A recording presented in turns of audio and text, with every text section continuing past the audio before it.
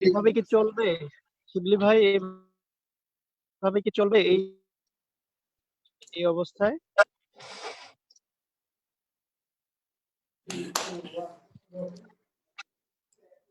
সবাইকে শুভেচ্ছা জানাচ্ছি আজ নতুন কাগজ সংলাপে। সবার প্রথমেই দুঃখ ভারাক্রান্ত হৃদয় যেটা বলতে হয় সেটা হচ্ছে, আপনারা সবাই জানেন যে হুমায়ুন কবির খোকন আমাদের গণমাধ্যম একজন কর্মী, সক্রিয় কর্মী, একজন সিনিয়র রিপোর্টার ছিলেন। তিনি পৃথিবীর মায়া ত্যাগ করে করোনার সাথে যুদ্ধ করতে করতে চলে গেছেন, যেটা আমাদের হৃদয়কে যেমন ভারাক্রান্ত করে তেমন নিশ্চিত করে যতই অন্ধকার হোক না কেন সূর্য একটা না একটা সময় আসবেই। আমরা বিশ্বাস করি, আমরা জানি, আমরা বাঙালি, আমরা পারবো। আমরা অবশ্যই দুর্দিনকে জয় করতে পারবো এবং সুদিন নিশ্চয়ই আমাদের এখানে আসবে। করোনা নিয়ে সারা পৃথিবী এখন অনেক বেশি ব্যস্ত। সবার মুখে একটি শব্দ, কিভাবে তা প্রতিহত করা যায়। কোভিড-19 কে কি করে পৃথিবী থেকে নির্মূল করা যায়। এই ব্যস্ততার ভিড়ে ছোট, গরিব, দরিদ্র, অসহায়, বিত্তশালী সবাই এক কাতারে হয়ে একইভাবে কাজ করার চেষ্টা করছে। আতঙ্কিত রাজার, মহারাজা এবং প্রজা, উজির প্রত্যেকেই। প্রত্যেকের মনেই ভীতি, কখন কি যেন হয়ে যায়। প্রথমেই বলেছিলাম হুমায়ুন কবির খোকনের কথা। আমাদের শ্রদ্ধেয় বড় ভাই আজ আমাদের মাঝে নাই। সংবাদ জগতে তিনি অনেক নাম করেছেন, অনেক সুনাম অর্জন করেছেন। প্রথম সাংবাদিক বাংলাদেশের তিনি। করোনার যুদ্ধে নিহত হয়েছেন। কাজের প্রয়োজনে হয়তোবা আজ টক শো না করে সময়টা হয়তোবা অন্যভাবে কাটানোর কথা ছিল, কিন্তু সময়, জীবিকা সবকিছু মিলিয়ে আজও টক শো করতে হবে এবং আপনারাও আমাদের সঙ্গে থাকবেন সেটাই প্রত্যাশা করছি। সবাইকে আবারও শুভেচ্ছা জানিয়ে শুরু করছি আজকে নতুন কাগজের সংলাপ। আমার সঙ্গে যারা আজকে যুক্ত হয়েছেন এর মধ্যে একজনকে কারিগরি ত্রুটির জন্য যদিও দেখা যাচ্ছে না, তবুও তার নাম আমি বলে দিচ্ছি। তিনি হচ্ছেন মোহাম্মদ সাইফুল্লাহ রাব্বি, প্রভাষক, ট্যুরিস্ট অ্যান্ড হসপিটালিটি ম্যানেজমেন্ট বিভাগের উনি দায়িত্বে আছেন এবং প্রতিষ্ঠাতা chairman Bangladesh society for tourist innovation innovation. আর অনিক কান্তি, আরো আছে অনিক কান্তি সরকার, তিনি চলচ্চিত্র নির্মাতা এবং একজন নিজেকে চলচ্চিত্র কর্মী হিসাবে দাবি করে থাকেন। আছেন সঙ্গে সুদীপ্তা বিশ্বাস, তিনি সভাপতি, সুলতানা রাজিয়া হল, বাংলাদেশ ছাত্রলীগ এবং বাংলাদেশ কৃষি বিশ্ববিদ্যালয় তিনি পড়াশোনা করছেন এবং সক্রিয়ভাবে রাজনীতি করছেন। আপনাদের সবাইকে জানাচ্ছি স্বাগত আজকে নতুন কাগজ সংলাপে। প্রথমেই আমি অনিক কান্তি সরকারের কাছে চলে যাচ্ছি। জনাব অনিক, আমি এই সময়টা মানুষকে সচেতনতা করার সময়, এই সময়টা মানুষের ঘরে থাকার সময়, এই সময়টা এমন একটা সময় যে সময় মানুষকে বলতে হয়, জানাতে হয় যে তোমাকে ঘরে থাকতে হবে। তুমি ঘরে থাকলেই তুমি ভালো আছো। আর যারা বাহিরে আছে তারা কাজ করে যাবে, ঘরে থাকা মানুষগুলা যাতে বের না হতে পারে।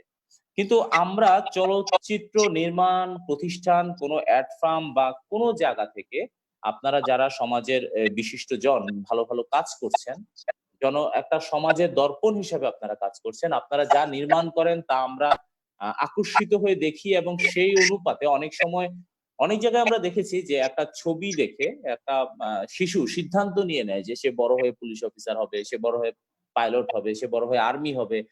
আমি কিছুদিন আগে মুক্তিযুদ্ধের একটা ছবি একটা শিশু দেখছিল। কিছুক্ষণ পরেই সে বলতেছে আমি যুদ্ধ করব, আমার বড় হয়ে আমার উদ্দেশ্য হচ্ছে আমি যুদ্ধে যাব। কিন্তু বাংলাদেশে এখন যুদ্ধ নাই। কিন্তু এই কোভিড-19 নিয়ে আপনারা এখন পর্যন্ত আসলে কি করেছেন? দৃশ্যমান কোনো কিছুই আমাদের চোখে পড়ে নাই। যদি আপনি একটু বলতেন যে আসলে কোভিড-19 নিয়ে আপনারা চলচ্চিত্র নির্মাণ প্রতিষ্ঠানরা বা আপনারা কি করেছেন? আসলে বর্তমান পরিস্থিতিতে আসলে যে সময়টার ভিতর দিয়ে আমরা যাচ্ছি, আসলে এটা খুবই মর্মান্তিক একটি সময়। পুরা বিশ্বই আমরা আক্রান্ত এই মহামারী ব্যাধিটি নিয়ে। তো যদি চলচ্চিত্র অঙ্গনের কথা আলাদা করে বলতে হয়, সেক্ষেত্রে আমি বলতে চাই বা আমার চোখে পড়েছে যেটা, সেটা হলো ব্যক্তিগত উদ্যোগে অনেক চলচ্চিত্র নির্মাতা, অনেক চলচ্চিত্র কর্মী, অভিনেতা, অভিনেত্রী, কলাকুশলী তারা এগিয়ে এসেছেন, তাদের জায়গা থেকে কাজ করার চেষ্টা করেছেন। কিন্তু এজ এ প্রতিষ্ঠান হিসাবে সাংগঠনিকভাবে আমি আসলে কোনো সংগঠন কে আমরা যেটাকে বুঝি আর কি, ধরেন বিএফডিসি বা মনে করেন বিভিন্ন চলচ্চিত্র শিল্পী সংস্থা অনেকেই এগিয়ে এসেছেন। আমি কিছুদিন আগে দেখেছি যে প্রযোজক সমিতি থেকে কিছু ত্রাণ বিতরণ কার্যক্রম হয়েছিল। পাশাপাশি টুকটাক হচ্ছে। আসলে যে সাহায্যটা দরকার বা যে আহ সম অবস্থানটা দরকার, কারণ আমরা যারা চলচ্চিত্র নিয়ে কাজ করি বা চলচ্চিত্রের যারা কলা কুশলী সবাই কিন্তু আমরা স্বাবলম্বী নই। স্বাবলম্বী নই বলতে কথাটা এরকম যে আমরা কিন্তু সবাই লাখ লাখ টাকা কামাই করি। সিনেমা বা মনে করেন চলচ্চিত্র জগতে বা মিডিয়াতে কাজ করি, অনেকেরই ধারণা থাকে আমাদের অনেক আমরা অর্থবিত্তের মালিক। আসলে বিষয়টা কিন্তু তা না। আমরা বড় সিলভার স্ক্রিনে যা দেখি, বাস্তবতা কিন্তু অনেক সময় অন্যরকম। অনেক এমনও হয় যে আমরা না খেয়ে অনেকদিন কাজ করতে হয়। এরকম সময়ের ভিতর দিয়েই কিন্তু আমাদের পুরা ইন্ডাস্ট্রিটা পার করতে হয়। এই ইন্ডাস্ট্রি অনেক কলা কুশলী। জনাব অনিক, আমার প্রশ্নটা ছিল শুধুমাত্র যে কোভিড-19 নিয়ে এখন পর্যন্ত আপনারা কি করেছেন, দৃশ্যমান কোনো কিছু আমাদের দৃষ্টিতে পড়েনি, তা যদি আপনি একটু বলতেন। দৃশ্যমান কোনো কিছু বলতে আসলে আমাদের দৃষ্টিতে পড়েনি।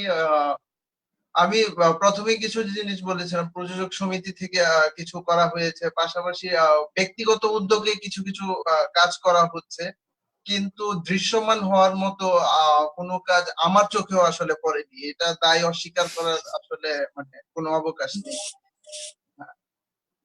সো আচ্ছা, ঠিক আছে। হ্যাঁ, এখন ছোটখাটো কোনো কাজের কথা কি আপনাদের জানা আছে?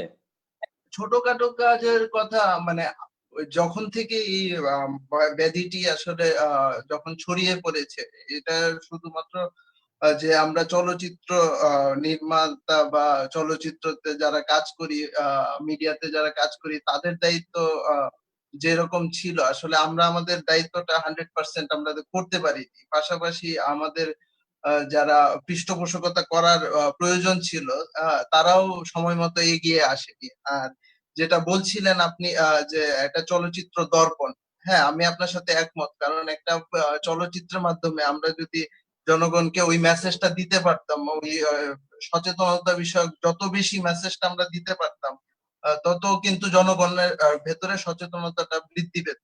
হ্যাঁ, এবং আহ, শুধুমাত্র সচেতনতাটাই আমাদের কিন্তু অনেকখানি সেভ করে নিয়ে মানে আসতে পারতো। পাশাপাশি আমরা যদি ভালো বিজ্ঞাপন নির্মাণ করতে পারতাম বা আমাদের এই রোগ ব্যাধি সংক্রান্ত ভালো চলচ্চিত্র নির্মাণ করতে পারতাম, ভালো টিভি কমার্শিয়ালস যদি আমরা যত বেশি।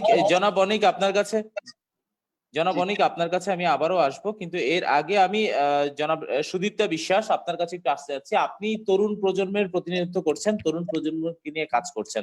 আমি জানতে চাচ্ছি যে আপনার এই তরুণ প্রজন্ম এই রাজনীতি যারা করছে, আপনারা যারা রাজনীতির সাথে সক্রিয়ভাবে জড়িত আছেন এবং তরুণ প্রজন্মকে নিয়ে আপনারা এখন পর্যন্ত কি কি উদ্যোগ নিয়েছেন বা কি কাজ করছেন, একটু বিস্তারিত ভেঙে যদি বলতেন। ওকে, ধন্যবাদ আপনাকে। যাই হোক, আমি প্রথমেই বলতে যাচ্ছি যে তরুণ প্রজন্মের কাজ অথবা তরুণ প্রজন্মের অ্যাক্টিভিটি এই সময়ে চোখে পড়ার মতো।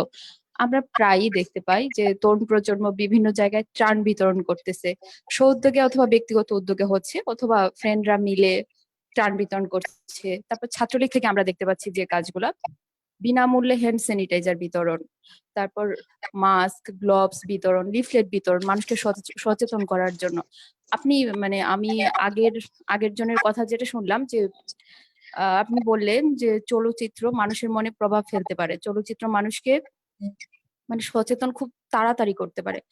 তো এই ব্যাপারে আমার একটু কথা আছে। আমি আমি বলতে চাই যে লিফলেট অথবা প্রচারণা সেটাও কিন্তু খুব তাড়াতাড়ি মানুষের মনে ইফেক্ট ফেলতে পারে। যেমন ধরেন, আপনি মানুষের সামনে গেলেন, যে মানুষকে বুঝালেন, বললেন যে আসলে করোনা ভাইরাস, আপনাকে হাত ধুতে হবে, প্রপার স্যানিটাইজার মেনটেন করতে হবে, মানুষ কিন্তু খুব সহজে বুঝে যাবে ব্যাপারটা। তো ঠিক এই কাজটাই কিন্তু তরুণ প্রজন্ম করে যাচ্ছে। আই মিন, আমরা ছাত্রলীগ করে যাচ্ছি, আমি করে যাচ্ছি। আমি আমার এলাকায় আমি বলতে পারি, আমি ছাত্রলীগের কর্মী হিসেবে যেটা করছি, আমি আমার এলাকায় 20টা পরিবারকে ত্রাণ দিয়েছি, এবং গরিব অসহায় বৃদ্ধ মানুষ যারা, তাদেরকে আমি ত্রাণ দিয়েছি। সেটা আমার ব্যক্তিগত উদ্যোগে করেছি।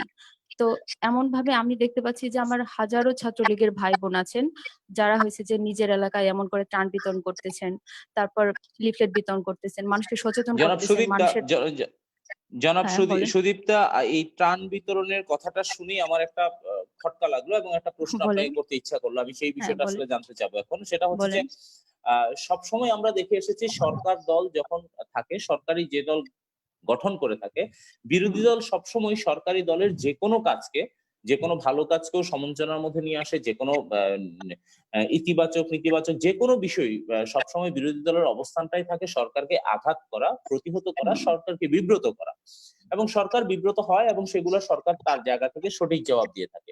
এই ত্রাণের কথা বলার পর আমি আমি আপনার থেকে যেটা জানতে চাই সেটা কি, বর্তমানে কি সরকারি দলই সরকারকে বিব্রতকর অবস্থায় ফেলছে না? যেমন মনে করেন যে, আমি একটা উদাহরণস্বরূপ আপনাকে কয়েকটা দিয়ে যাচ্ছি, তারপর আপনার থেকে আমি জানতে চাবো। সেটা হচ্ছে যে, কোন একজন এমপি কাঁচা ধান কেটে ফেলছে শুধুমাত্র তার পাবলিসিটির জন্য, যে সে ধান কেটেছে। তারপর ছাত্রলীগ, আপনি আপনি জানেন আপনার দলের নেতাকর্মীরা বিভিন্ন জায়গায় ধান কাটার একটা উৎসব পালন করছে। সোশ্যাল হুম। মিডিয়া থেকে সব জায়গায় দেখা যাচ্ছে যে যেই ব্যক্তি ধান কাটছেন তিনি কাটছেন আর তার উল্টা পাশে ৫০ টা ক্যামেরাম্যান দাঁড়িয়ে আছে। হ্যাঁ? কিন্তু আসলে মানে এই বিষয়গুলা চাল চুরি, গম চুরি, চাল পুকুরের মধ্যে ডুবিয়ে রাখা, মাটি ৩ হাত মাটি গর্ত করে সেখানে চাল ঢুকিয়ে রাখা, হ্যাঁ? এই সব মিলিয়ে এই পরিস্থিতি সরকারকে কি বিব্রতকর অবস্থায় ফেলছে বলে কি আপনি মনে করছেন? বা খুদ সরকারি দলই কি সরকারের বিরোধিতা করছে? দেখেন, একটা ব্যাপার হয়েছে যে প্রত্যেকটা কাজের আলোচনা সমালোচনা থাকবেই।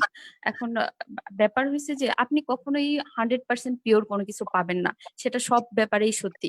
যেমন ধরেন আমি ছাত্রলীগ করি, এখানে আমি আমি ছাত্রলীগ করি, আমি আমার মানে বলতে পারি আমার দিক থেকে যে এখানে মনে করেন যে 10% আছে যারা কিনা মানে আদর্শ নিয়ে কাজ করে না, বা নিজেদের সুবিধা আদায় করার জন্য এই সংগঠনে এড হয়েছে। 10% থাকবেই, সেটা আসলে আমরা পারবো না বাদ দিতে এদেরকে।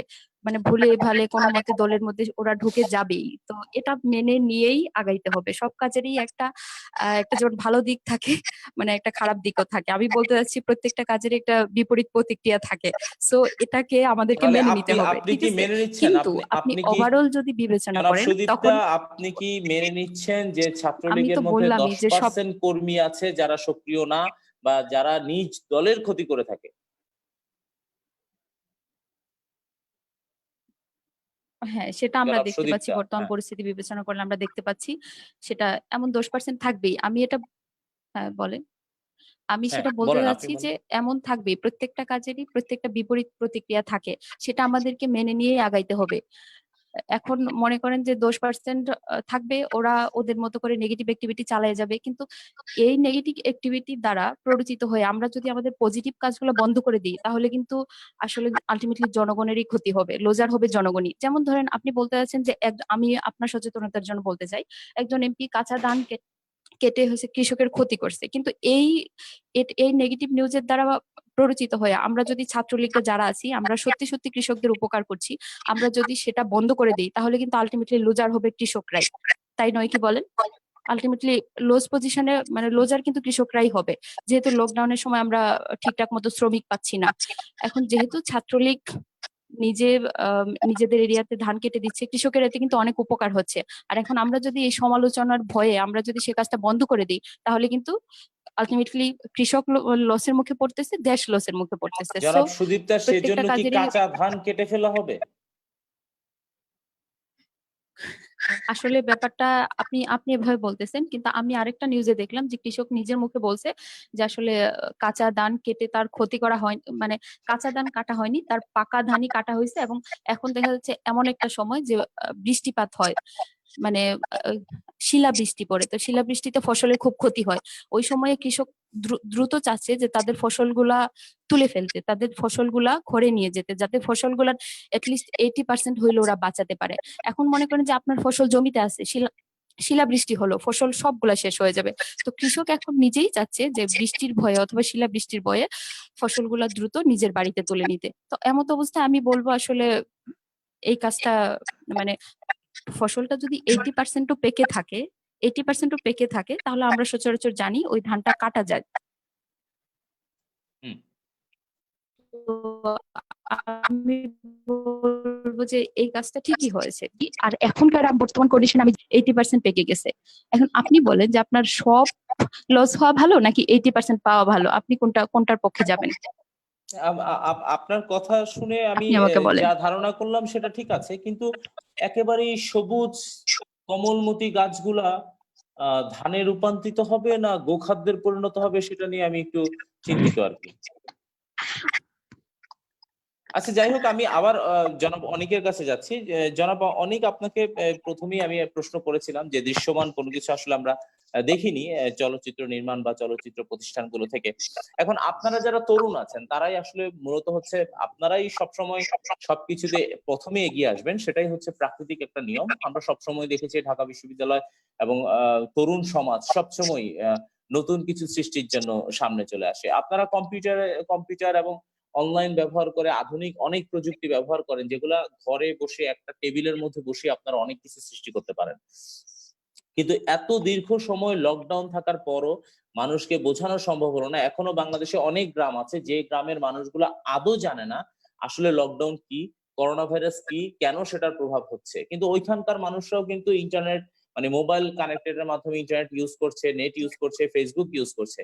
আপনারা তো আপনাদের অবস্থান থেকে এখন পর্যন্ত মানে এমন কি কাজ করেছেন বা যেটা মানে আপনারা ঘরে বসেই করতে পারেন, মানুষ সচেতন হচ্ছে? এই বিষয়ে বলতে চাই যে আমরা ঘরে বসে যে সচেতনতাটা তৈরি করা সেটা হলো কি, আমি যেটা ব্যক্তিগতভাবে বিশ্বাস করি, আপনার আশেপাশের যারা মানুষ থাকবে, আপনার যারা শুভাকাঙ্ক্ষী বা আপনি যাদের সাথে চলাফেরা করেন, তাদের ভিতরে যদি আমরা প্রত্যেকে সচেতনতা তৈরি করতে পারি, ধরেন আমার মাধ্যমে যদি আরো 20 জনের ভেতরে সচেতনতা তৈরি হয়, ওই 20 জন আরো তাদের মাধ্যমে আরো 200 জনের ভিতরে এই সচেতনতা ছড়িয়ে দিবে। আমরা কিন্তু ব্যক্তিগত উদ্যোগে আমরা সোশ্যাল মিডিয়াতে মেসেজ বা বিভিন্ন স্ট্যাটাস বিভিন্ন ভাবে আমরা কিন্তু এই সচেতনতাটা তৈরি করার চেষ্টা করেছি এবং সচেতনতা পৌঁছে গেছে। আপনি দেখবেন যে আমরা যারা তরুণ আছি আমরা কিন্তু খুব বেশি মনে করেন লকডাউন মানে ভাঙি নাই। আমার কাছে আমি কিছু কিছু জায়গায় পেয়েছি, দেখেছি যে বৃদ্ধ মানে যারা আমাদের একটু এইজড সিনিয়র সিটিজেনসরা আছেন, তারা অনেক সময় মেনে নিতে পারছেন।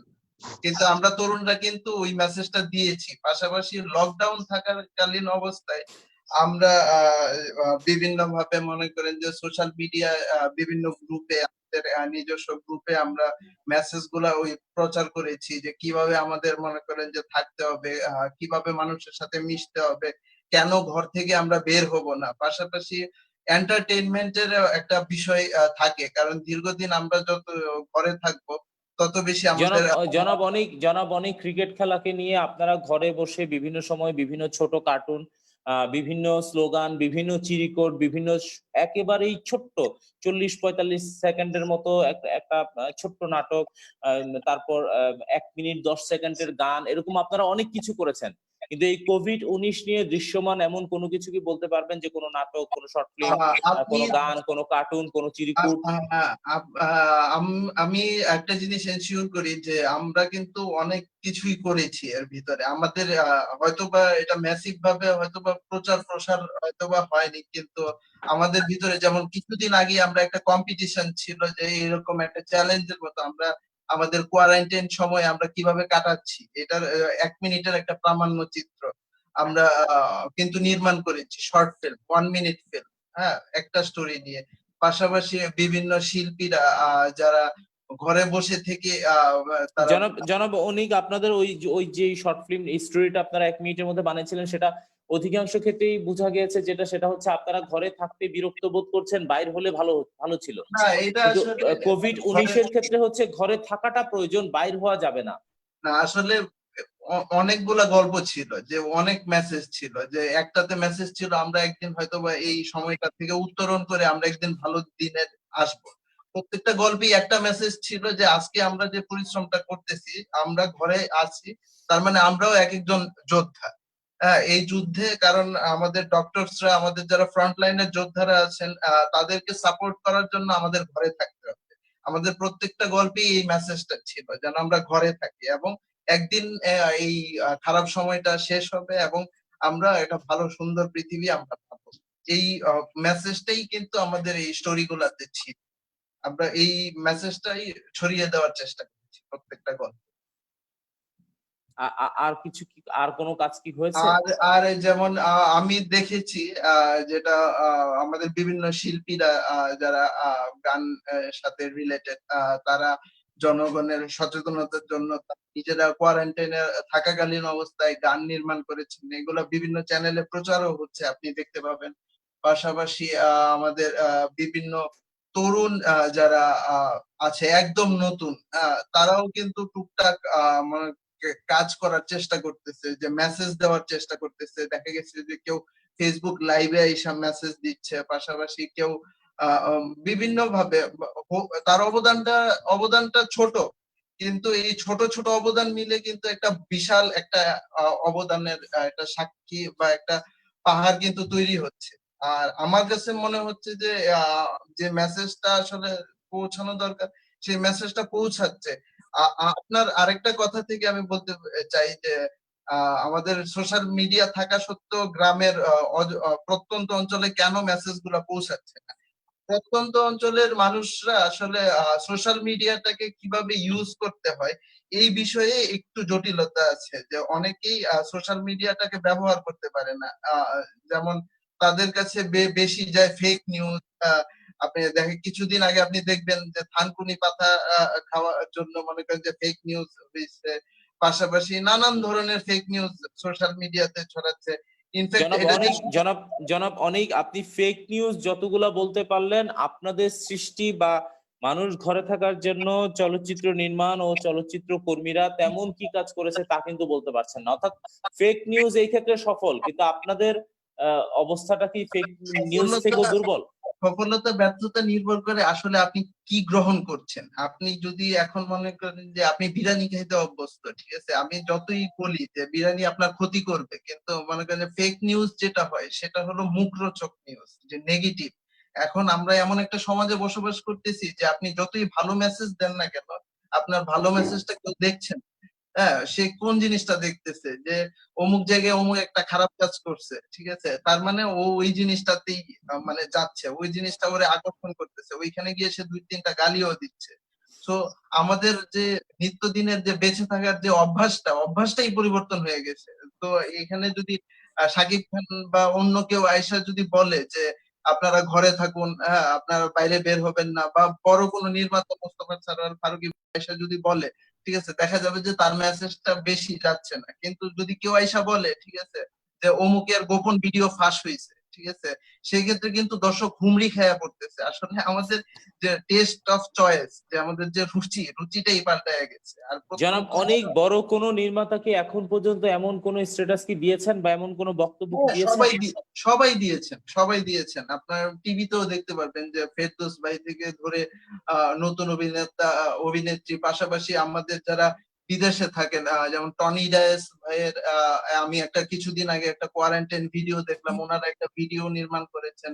যারা বিভিন্ন সময় প্রবাসে থাকেন, ইউএসএ তে থাকেন, ইউকে তে থাকেন, আমাদের যারা একসময় চলচ্চিত্র নির্মাতা বা চলচ্চিত্র মিডিয়া পাড়ার কর্মী, মানে যারা ছিলেন, আর্টিস্ট ছিলেন, তারা মিলে কিন্তু ভিডিও করেছেন, এবং তারা কিন্তু এটা শুধু বাংলাদেশের ভিতরে না, পাশাপাশি আমাদের যারা প্রবাসী কমিউনিটি আছে তাদের ভিতরেও কিন্তু তারা এই প্রচারণাটা করছে। আহ আমার কাছে জনাব সুদীপ্তা, এখন হ্যাঁ জনাব অনিক, আমি আসছি আপনার কাছে আবারও। জনাব সুদীপ্তার কাছে একটু যেতে চাচ্ছি। জনাব সুদীপ্তা, আপনি ইতিমধ্যেই হয়তোবা জানেন পত্রপত্রিকার মাধ্যমে যে গার্মেন্টস ফ্যাক্টরি গুলো খুলে দেওয়া হচ্ছে। এই গার্মেন্টস ফ্যাক্টরি গুলা যদি, সমস্ত গার্মেন্টস ফ্যাক্টরি যদি খুলে দেওয়া হয়, সেই ক্ষেত্রে সরকার, আপনি কি মনে করেন সরকার কোনো বিব্রতকর অবস্থায় পড়তে পারে? আসলে আমরা দেখতে পাচ্ছি যে গার্মেন্টস ফ্যাক্টরি গুলা খুলে দেওয়া হচ্ছে, কিন্তু গার্মেন্টস ফ্যাক্টরি গুলা খুলে দিলে যেটা হবে যে, আমরা জানি যে কোভিড-19 সেটা একটা সংক্রামক ব্যাধি, সংক্রমণটা বেড়ে যেতে পারে, বেড়ে যাওয়ার পসিবিলিটি আছে। তো আবার আমরা দেখতে পাচ্ছি যে দীর্ঘদিন লকডাউন থাকার ফলে যে মানুষগুলা, কর্মজীবী মানুষগুলা বা আনতো দিনে খেত যে মানুষগুলা, সে মানুষগুলা বিপদে পড়ে গেছে, বা দেশের অর্থনীতি অনেকটা স্থবির অবস্থায় চলে আসছে। তো এমত অবস্থায় দেখা যাচ্ছে যে সরকার যেটা করছে, আমাদের সরকারের পক্ষ থেকে বিভিন্ন প্রণোদনা প্যাকেজ দেওয়া হচ্ছে, বা গার্মেন্টস মালিকদের বলা হচ্ছে যে 3 মাসের বেতন দিয়ে দেওয়ার জন্য এমন বিভিন্ন ব্যবস্থা নেওয়া হচ্ছে। সো এমত অবস্থায় গার্মেন্টস কর্মীরা, আমার মনে হয় যে যেহেতু সরকার প্রণোদনার ব্যবস্থা করেছেন বা বিভিন্ন প্রণোদনা প্যাকেজ দেওয়া হচ্ছে গার্মেন্ট কর্মীদেরকে, তো এমত অবস্থায় গার্মেন্ট গুলা না খোলাই ভালো। এটা কি আপনার মানে আপনার হ্যাঁ, চিন্তা আমার থেকে আপনি পার্সোনাল আপনি ওপিনিয়ন। বলছেন না? আমার হ্যাঁ। প্রশ্নটা ছিল যে মানে সরকার কি বিব্রতকর কোনো পরিস্থিতিতে পড়তে পারে?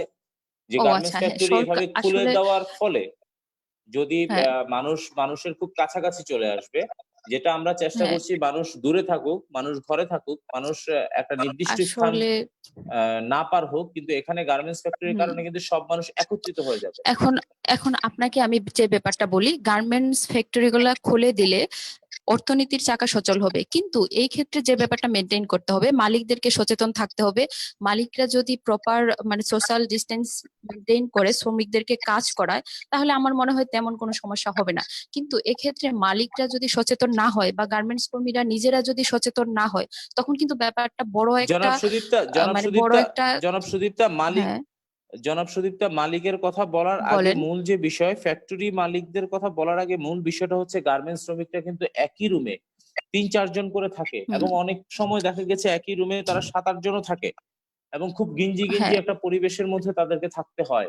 হুম, সেক্ষেত্রে মালিক সচেতন হলেও তাদের আবাসন পরিকল্পনা এবং আবাসন ব্যবস্থা কিন্তু ভয়ঙ্কর, এবং এই মহামারী, মালিক এই কোভিড-১৯ কিন্তু গার্মেন্টস এর মাধ্যমে মহামারী মানে ভয়ঙ্কর মহামারী রূপ মহামারী দিতে আকার পারে। ধারণ করতে পারে। হ্যাঁ, আমি যেটা বলেছি, মালিককে আসলে শ্রমিকদের ব্যাপারে সচেতন থাকতে হবে। মালিক নিজের ব্যাপারে সচেতন থাকলে তো এগুলা কিছুই হবে না। মালিককে আসলে শ্রমিকদের ব্যাপারে সচেতন থাকতে হবে। শ্রমিকরা আসলে স্বাস্থ্যবিধি মেনে কাজ করছেন কিনা বা প্রপার সোশ্যাল ডিস্টেন্স মেনটেন করছেন কিনা, বা শ্রমিকদেরকে ঠিকঠাক মতো এমন একটা ব্যবস্থা করা যাতে সোশ্যাল ডিস্টেন্স মেনটেন করে বা স্বাস্থ্যবিধি মেনে চলে এদেরকে কাজের যদি প্রপার ব্যবস্থা করা যায়, তখন ব্যাপারটা মানে পুরোপুরি আমি সাপোর্ট করি। কিন্তু আদারওয়াইজ ব্যাপারটা আসলে সাপোর্ট করার মতো না। আপনি সুস্থ আপনি বিবেক কি বুদ্ধি। মনে করেন বাংলাদেশে আপনি আপনি কি মনে করেন বাংলাদেশে আদৌ সম্ভব স্বাস্থ্যবিধি মেনে একজন শ্রমিককে পরিচালনা করানো? হ্যাঁ, আমি মনে করি না যে আসলে স্বাস্থ্যবিধি মেনে, এই যে সচেতন নাগরিক হিসেবে আমি জানি যে গার্মেন্টস সেক্টর অবস্থা খুবই উইক। আমরা যতই মুখে বলি যে আসলে শ্রমিকরা কাজ করবে বা খুব ভালো আছে, কিন্তু আসলে সেটা হয় না। বা মালিকরাও দেখা যায় যে শ্রমিকদেরকে ঠিকঠাক মতো দাম দিতে চায় না, বা ঠিকঠাক মতো এদের বেতনটাই দিতে চায় না। আসলে ওই যে বললাম যে সমস্যাটা আসলে আমাদের মূল্যবোধে, বুঝছেন? সমস্যাটা আমাদের মূল্যবোধে। আমাদের আমার আগের জন বলে গেলেন যেটা, যে আমাদের রুচিটা দিন দিন চেঞ্জ হয়ে যাচ্ছে। আমরা পজিটিভ থেকে নেগেটিভ নিউজটা বেশি গ্রহণ করি। আমরা দেখা যায় যে আস্তে আস্তে মানবিক মূল্যবোধ হারাইয়া ফেলি। এখন এই ক্ষেত্রে গার্মেন্টস মালিকরা যদি গার্মেন্টস কর্মীদের ব্যাপারে সচেতন হয়, তাহলে আমার মনে হয় যে ব্যাপারটা মানা যায়।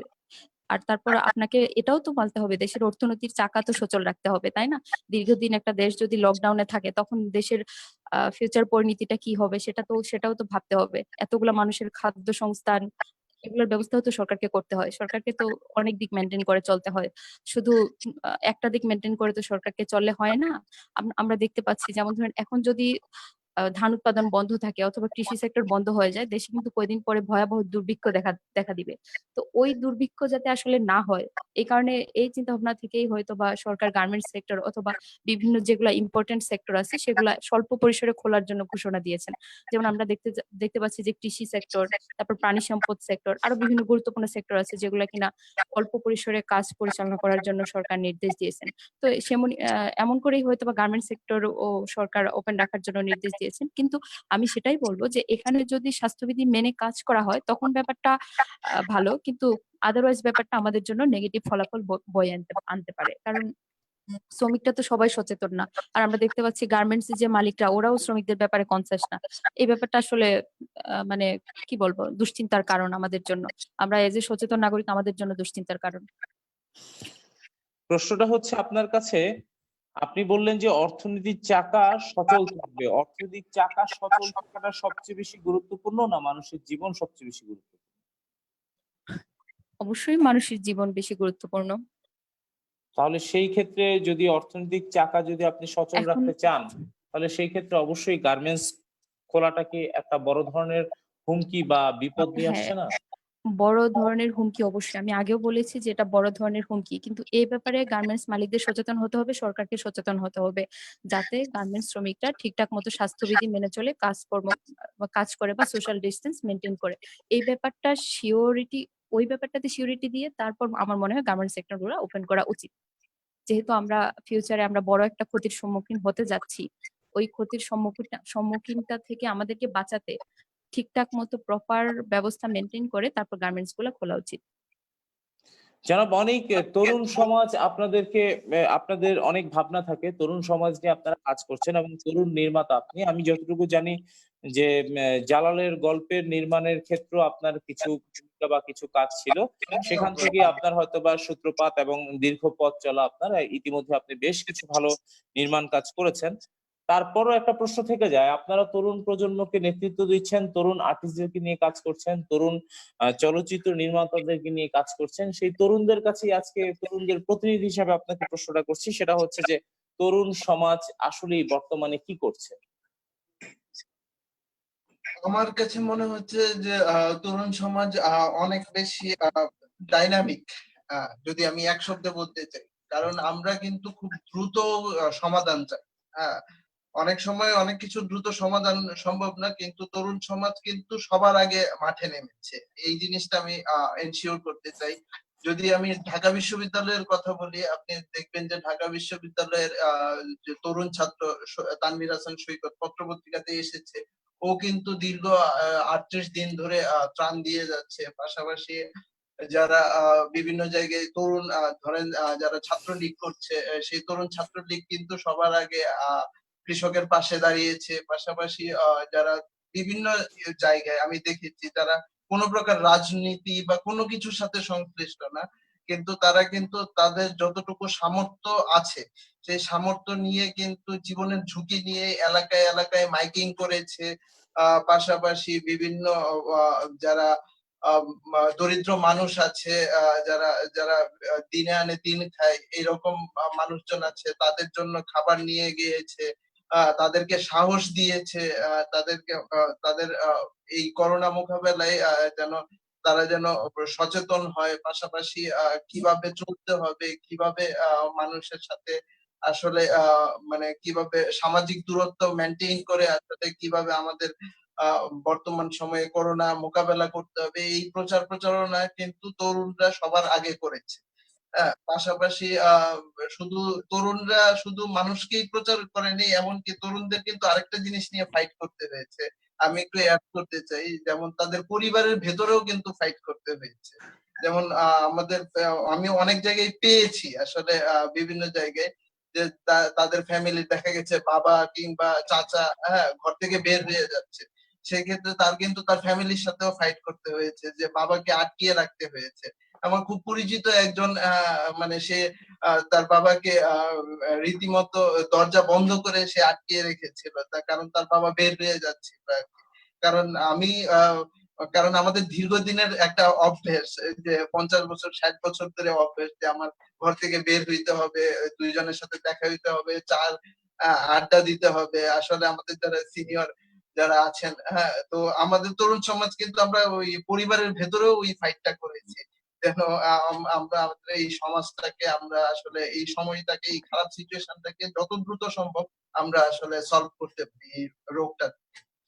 আমি আসলেই আমি প্রাউড করি যে তরুণ সমাজ এই অবদানটুকু আপনার দৃষ্টিতে তরুণদের আর কি করা প্রয়োজন ছিল? তরুণদের আরো অনেক কিছু করার প্রয়োজন আছে। আমার কাছে মনে হয়। যেমন আসলে তরুণ বলতে আসলে তরুণ যদি আমি ধরেন আমার বয়সের আসলে অনেক কিছুই আমরা করতে পারি না। এখন সবচেয়ে বড় যে জিনিস তরুণদের পলিটিক্স এ আসা উচিত। আমি যে জিনিসটা মানি যে ধরেন আমাদের আমরা হুট করেই বলে ফেলি যে জাস্টিন ট্রুডো কিছুদিন ধরে সোশ্যাল মিডিয়া বেশ মানে সরগম বিষয়টা নিয়ে। কিন্তু জাস্টিন ট্রুডো যে বয়স থেকে রাজনীতি করেন তার বাবা ছিলেন বা সামহাও যাই ছিলেন, ঠিক আছে? তো আমি চাই যে কিছু এমপি, কিছু মন্ত্রী এমন হোক যেন যাদের বয়স ৪০ এর নিচে থাকে, যারা আরো বেশি ডাইনামিক হবে। কারণ তরুণরা যেকোনো জিনিস, হ্যাঁ, তরুণরা অনেক ভুল করে, এটা সত্যি কথা। তরুণরা অনেক ভুল করে, কিন্তু পাশাপাশি তরুণরা দ্রুত সিদ্ধান্ত নিতে জানে। এবং দ্রুত কিছু কিছু সিচুয়েশন থাকে যে ইমার্জেন্সি সিচুয়েশনে আমাদের কিন্তু দ্রুত সিদ্ধান্ত নিতে হয়। সো এই ক্ষেত্রে আসলে তরুণরা বড় ভূমিকা পালন করতে পারে। সো আমি মানে হোপ করবো আই হেট পলিটিক্স বাদ দিয়ে তরুণদের উচিত যারা শিক্ষিত আছে তাদের এগিয়ে আসা রাজনীতি। আপনার জায়গা থেকে আপনি এখন পর্যন্ত কি কি কাজ করেছেন? আমার জায়গা থেকে এখন পর্যন্ত আমি কি কি করেছি এটা আসলে আমি আহ বলতে চাই না, কারণ আমি আসলে দানের বিষয়টা বা মানুষের কাছে সাহায্যের বিষয়টা আমি আসলে খুব প্রাইভেটলি করি। আহ, সেক্ষেত্রে আমি যেটা করেছি আমার যতটুকু সাধ্যে ছিল আমি করেছি, কিন্তু এটা আমি প্রচার বা প্রকাশ কখনোই করতে চাই না। আমি জনাব অনিক, আপনার কাছে কি মনে হয় মানে আমরা কোভিড-19 কে নিয়ে যদি যে যুদ্ধে নেমেছি সেই যুদ্ধকে মানে আমরা যাতে যুদ্ধে জয় হই সেজন্য আসলে সরকারের কি ভূমিকা থাকা উচিত? অবশ্যই সরকারের ভূমিকা থাকা উচিত। যদি ডাক্তার নার্সদের পরে যদি ফ্রন্ট লাইনের যদি কোনো যোদ্ধা থাকে সেটা হলো সরকার। সো সরকারের এখানে সবচেয়ে বড় ভূমিকা পালন করতে হবে। He is a manager. আমি যদি ফিল্মের ভাষায় বলি, ঠিক আছে, একটা ডিরেক্টর সব কিছু ম্যানেজ করতে হয়। এই সরকার এই যুদ্ধের সেই ডিরেক্টর। হ্যাঁ, সো তার সেই পরিচালককে সবকিছু অ্যারেঞ্জ করতে হবে যেন ডাক্তার নার্স যারা আছেন, পাশাপাশি কৃষি কর্মী যারা আছেন, বিভিন্ন জনাব অনিক, সরকারের ভূমিকাটা কেমন হওয়া উচিত? যেমন মনে করেন যে সরকার ইতিমধ্যেই লকডাউনটাকে শিথিল করার সিদ্ধান্ত নিয়েছে। সেটা কি যুগ উপযোগী না এটা ক্ষতিকর হতে পারে? বা সরকারকে কি ধরনের সিদ্ধান্ত, কি ধরনের কাজ করা উচিত? স্বাস্থ্য অধিদপ্তর কি আরেকটু ঢেলে সাজানো উচিত? স্বাস্থ্য অধিদপ্তর কি তারা একটু নড়েচড়ে বসা উচিত? না যেভাবে তারা কাজ করছে সেভাবে করলেই চলবে? একটু যদি আসলে খুলে বলতেন। আসলে স্বাস্থ্য অধিদপ্তরকে অবশ্যই আরেকটু নাড়াচাড়া দিয়ে উঠতে হবে, কারণ আমার কাছে মনে হচ্ছে খুবই মন্থর গতিতে তাদের কার্যক্রম চলতেছে। যেভাবে আসলে কার্যক্রম চলতেছে আগামী মানে যেভাবে টেস্ট হচ্ছে বা যে প্রক্রিয়াতে যাচ্ছে, আমার কাছে মনে হচ্ছে যে এইগুলা খুবই মানে দীর্ঘস্থায়ী একটা প্রক্রিয়া মানে দাঁড়াচ্ছে। আসলে আমি নিজে স্যাটিসফাইড না, not up to the mark. 5 number পাবে কিন্তু আসলে ভালো কোনো ফলাফল না এটা। হ্যাঁ, কাকতালীয় ভাবে বা সৃষ্টিকর্তার অশেষ কৃপায় আমাদের রোগটা কম হচ্ছে, কিন্তু আসলে আমাদের যে প্রস্তুতি বা যে দেখছি আমি আসলে ভরসা পাচ্ছি না। আরো বেশি ডাইনামিক, আরো বেশি অ্যাক্টিভ হওয়া উচিত। আমি মনে করি প্রত্যেকটা জায়গায় গুছিয়ে কাজ করা উচিত। জনাব অনিক, আপনার কাছে অব্যবস্থাপনা। আমি আবারও আসবো। এর আগে আমি সুদীপ্তার কাছে আবার যেতে যাচ্ছি। জনাব সুদীপ্তা, ইতিমধ্যেই সম্ভবত আপনার এখানে বিদ্যুৎ চলে গিয়েছিল। যা আমি দেখেছি, সেজন্য হ্যাঁ, আমি জনাব অনিকের কাছে একটু সময় বেশি দিয়েছি। জনাব সুদীপ্তা, আপনার কাছে ছোট্ট করে একটা প্রশ্ন। তরুণ প্রজন্ম হিসেবে আপনি কি মনে করেন যে কি ধরনের কাজ করা উচিত? এবং আপনি যেহেতু সরাসরি রাজনীতির সাথে জড়িত, আপনাকে একটু পরিষ্কার করে বলতে হবে যে সরকারের এই মুহূর্তে ভূমিকাটা কি ধরনের ভূমিকা হওয়া উচিত? এবং সরকার যেই সিদ্ধান্তগুলো নিচ্ছে সেগুলো কি প্রত্যেকটাই যুগোপযোগী সিদ্ধান্ত, না কিছু কিছু সিদ্ধান্ত হয়তোবা রাষ্ট্রের জন্য একটা ভয়ঙ্কর রূপ বা ভয়ঙ্কর পরিস্থিতিতে ফেলতে পারে? হ্যাঁ, আমি প্রথমে আসি, মানে আপনি যেটা বললেন যে তরুণদের আসলে ভূমিকা কি? আসলে আমরা দেখতে পাচ্ছি যে গরিব মানুষ, অসহায় মানুষদের পাশে প্রথমে যে তরুণরাই দাঁড়িয়েছে। তো তরুণদের বড় একটা অংশ ছাত্রলীগ ইনক্লুডেড। তো আমরা দেখতে পাচ্ছি যে ছাত্রলীগের বিশাল বড় একটা অংশ মানুষ খেটে খাওয়া মানুষের পাশে দাঁড়িয়েছে, পথ-শিশুদের পাশে দাঁড়িয়েছে, বা যারা অসহায় শিক্ষার্থী, যারা টিউশন করে চলতো, লকডাউনের কারণে তাদের টিউশন বন্ধ হয়ে গেছে, তাদের পাশে দাঁড়িয়েছে। তারপর আমরা আরো দেখেছি যে রাস্তাঘাটে কুকুর বিড়ালদের যে মানে কুকুর বিড়ালরা অভুক্ত ছিল অনেকদিন পর্যন্ত, কারণ রাস্তায় মানুষজন ছিল না, লকডাউন ছিল পুরা দেশ। এদেরকে খাবার বিলিয়ে যাচ্ছে বা এদের একটা মানে প্রকৃতিকে নিয়মিত করে রক্ষা করে যাচ্ছে। তো এই ক্ষেত্রে আমি বলতে চাচ্ছি যে তরুণরাই কিন্তু পারে। আর আমরা দেখতে আমার অনেক দাদা বলেছেন যে আসলে তরুণরা অনেক বেশি ডাইনামিক। হ্যাঁ, আমিও সেটা বলতে চাই যে এখনকার তরুণরা অনেক বেশি ডাইনামিক।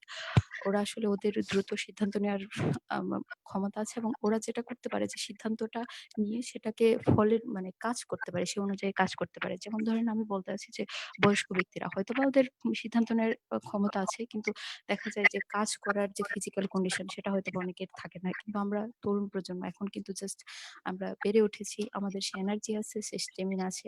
আমরা কাজ করতে পারি এবং কাজ করছি এবং মানুষের পাশে দাঁড়াচ্ছি। তো এখন তারপরের কোশ্চেনটা আপনার কি ছিল? আমি কোশ্চেন ভুলে গেছি, সরি। আচ্ছা, সমস্যা নেই। জনাব সুদীপ্তা, আমি আপনাকে অন্য একটা প্রশ্ন করছি। সেটা হচ্ছে যে করোনা আক্রান্ত হয়ে কোনো রোগী যদি মারা যায়, করোনা রোগের কারণে যদি কোনো রোগী মারা যায়, তার জানাজাতে অনেক ধরনের সমস্যা হয়, অনেক ধরনের জটিলতা হয় এবং তার পরিবারকে সামাজিকভাবে হেস্তনেস্ত করা হয়। অনেক ক্ষেত্রে দেখা যায় তার পরিবারকে তার বাড়িতেই প্রবেশ করতে দেওয়া হয় না। এই বিষয়টা আসলে আপনি কিভাবে দেখেন বা কি করা উচিত বলে মনে করছেন? আসলে ওই মানুষ ওই দিকটা খুবই অমানবিক। আমরা অনেক সময় দেখতে পাচ্ছি যে অনেক মানে করোনা আক্রান্ত মাকে জঙ্গলে ফেলে দিচ্ছেন বা ওয়াইফকে বাপের বাড়ি পাঠিয়ে দিচ্ছেন। বাপের বাড়িতেও জায়গা দিচ্ছে না, শ্বশুর বাড়িতেও জায়গা দেওয়া হচ্ছে না। এমন অনেক পরিস্থিতি হচ্ছে। ওই ব্যাপারটা আসলে খুবই অমানবিক। আসলে করোনার বিষয়ে আমরা জানি যেটা আমাদেরকে সচেতন হতে হবে। স্বাস্থ্যবিধি মেনে চলতে হবে। তো করোনার ব্যাপারে সবচেয়ে বেশি যেটা জরুরি যে জানতে হবে আসলে করোনাটা কি। এভাবে যদি আমরা লুকিয়ে চলি বা সেটাকে পাপ মনে করি, সেটা আসলে কোনো সলিউশন না। সেটা ভাবি যদি যে করোনা আসলে কোনো পাপের ফল, সেটা আসলে কোনো সলিউশন না। আমাদেরকে সচেতন হতে হবে, জানতে হবে, ডাক্তারের কাছে যেতে হবে। ডাক্তারের কাছে যেয়ে আপনাকে আপনার সিম্পটম বলতে হবে, লুকোলে চলবে না। তো আমার যেটা মনে হয় যে এই ব্যাপারে মানুষের সচেতনতাটাই সবচেয়ে বেশি জরুরি। আর এখন মৃতদেহ দাফন সম্পর্কে আমি যেটা বলবো যে আমরা জানি, আমি একটা নিউজে দেখেছিলাম, আমি জানি না আসলে কোভিড-19 সম্পর্কে কোনো ইনফরমেশনই এমন করে মানে সত্যি করে বলা যাচ্ছে না। কারণ কোভিড-19 এমন একটা ভাইরাস যেটা কিনা খুব দ্রুত মডিফাইড হচ্ছে। তো আমরা জানতে পারছি যে মৃতদেহে ৩ ঘন্টা পরে সে ভাইরাসটা থাকে না। আমরা জানি যে মৃতদেহে ৩ ঘন্টা পরে বা ২ ঘন্টা পরে সে ভাইরাসটা থাকে না। সো মৃতদেহ দাফন করার ফলে তেমন কেউ আক্রান্ত হওয়ার পসিবিলিটি নাই। আমি একটা নিউজে দেখেছিলাম। আপনি দেখছেন কিনা আমি জানি না। তো আমি এমন একটা নিউজ দেখেছিলাম। কিন্তু আমার মনে হয় যে মানে স্বাস্থ্যবিধি মেনে চলে দাফন করা অবশ্যই যাবে এবং করা উচিত। মৃতদেহ বা এমনকি এভয়েড করে ফেলা উচিত না। আর যে ফ্যামিলি আক্রান্ত হচ্ছে সে ফ্যামিলিকেও এমন করে সোশ্যাল রেস্ট্রিকশন, যেমন ধরেন আমি একটা ভিডিও ধন্যবাদ দেখলাম জানাচ্ছি যে একটা ধন্যবাদ ফ্যামিলিতে জানাচ্ছি জনাব একটা ডাক্তার সুদীপ্তাকে। ফ্যামিলি ১৫ জন মানুষ আক্রান্ত হচ্ছেন। হ্যাঁ, জনাব সুদীপ্তা, আপনাকে ধন্যবাদ জানাচ্ছি। আপনার কাছে আবারও আসবো। জনাব অনিক, আপনাকে কাছে জানতে চাচ্ছি যে আ সেটা হচ্ছে যে আপনার এই দেশের মানুষের প্রতি, সাধারণ মানুষের প্রতি, তরুণদের প্রতি আপনার কোনো মেসেজ বা আহ্বান আছে নাকি? যে আপনি কিছু বলতে চান নাকি? যে COVID-19 কে নিয়ে প্রতিহত করার জন্য তাদের আসলে কি করা প্রয়োজন? আসলে আমার ব্যক্তিগতভাবে বলার কিছু নেই। আমার আ আ যেটা বিশ্ব স্বাস্থ্য সংস্থা যে সবাইকে যে অনুরোধ করেছেন সেটা হলো আমাদের ঘরে থাকতে হবে। আমাদের সুস্থ থাকতে হলে আমাদের অবশ্যই ঘরে থাকতে হবে। এবং যেহেতু আমাদের ঘরে থাকতে হবে, পাশাপাশি আমরা যদি ঘর থেকে বেরও হই, আমাদের সেই সামাজিক দূরত্ব মেইনটেইন করতে হবে। পাশাপাশি আমরা যেন সবচেয়ে বড় যে জিনিস আমাদের নিজেদের ভেতরে সচেতনতা। কারণ আমাদের শহর, আমাদের সমাজ, আমাদেরই দায়িত্ব। যে আমরা যেখানে সেখানে থুতু ফেলবো না, যেখানে সেখানে আমরা ময়লা আবর্জনা ফেলবো না। আমরা প্রতিদিনের কাজটা প্রতিদিন করব এবং আমরা সমাজটাকে পরিচ্ছন্ন এবং যতটা সম্ভব প্রাকৃতিক করার চেষ্টা করব। আমি সবার প্রতি এই যে সবুজায়নের প্রতি গুরুত্ব দেওয়ার জন্য তরুণ সমাজ যেন এই বিষয়টা নিয়ে অন্তত ভাবে। যে আমরা যত বেশি সম্ভব সবুজায়নের প্রতি আমাদের যেন নজরটা বেশি দেওয়া হয়। যেন বৃক্ষরোপণ করা হয়। কারণ আমাদের বৃক্ষ আমাদের পরম বন্ধু। আমি বিশ্বাস করি আমাদের বড়, বড় অট্টালিকা থাকবে কিন্তু পাশাপাশি আমাদের যেন সবুজ গাছটাও যেন বাড়ির পাশে থাকে। সেই অক্সিজেনটা পাওয়ার জন্য। ধন্যবাদ, ধন্যবাদ জনাব অনিক। আমি সুদীপ্তার কাছে চলে যাচ্ছি। জনাব সুদীপ্তা, আপনার কাছে সেই একই প্রশ্ন থাকলো, জনগণের প্রতি, মানুষের প্রতি, যুব সমাজের প্রতি আপনার কোনো মেসেজ কি আছে COVID-19 নিয়ে? জনাব সুদীপ্তা?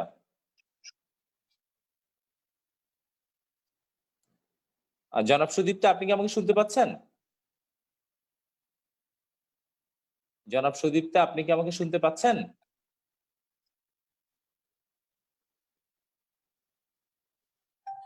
জনাব সুদীপ্তা মনে হয় কারিগরি জটিলতার কারণে জনাব সুদীপ্তা সম্ভবত আমাকে শুনছেন না। জনাব সুদীপ্তা, আপনি কি আমাকে শুনতে পাচ্ছেন? হ্যালো, আমি আপনাকে হ্যাঁ, জনাব সুদীপ্তা, আপনার কাছে সর্বশেষ যে প্রশ্নটা ছিল সেটা হচ্ছে সাধারণ মানুষের প্রতি, দেশের জনগণের প্রতি আপনার কোনো মেসেজ কি আছে COVID-19 নিয়ে বলার মতো? জনাব সুদীপ্তা?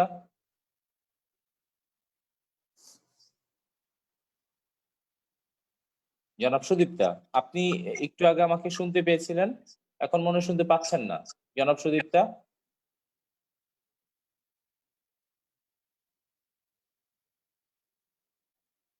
জনাব সুদীপ্তা, আপনাকেও ধন্যবাদ জানাচ্ছি কারিগরি ত্রুটির কারণে সর্বশেষ যেই কথাগুলো হয়তোবা জনাব সুদীপ্তার কাছ থেকে আমরা পাওয়ার কথা ছিল সেই কথাগুলো আমরা পাইনি। তবে এখানে আজকে যে ২ জন বক্তা ছিল সেই ২ জন বক্তারই মূল তথ্য একই ছিল যে আমাদেরকে লড়তে হবে, আমাদেরকে জিততে হবে এবং অবশ্যই আমরা জিতবো।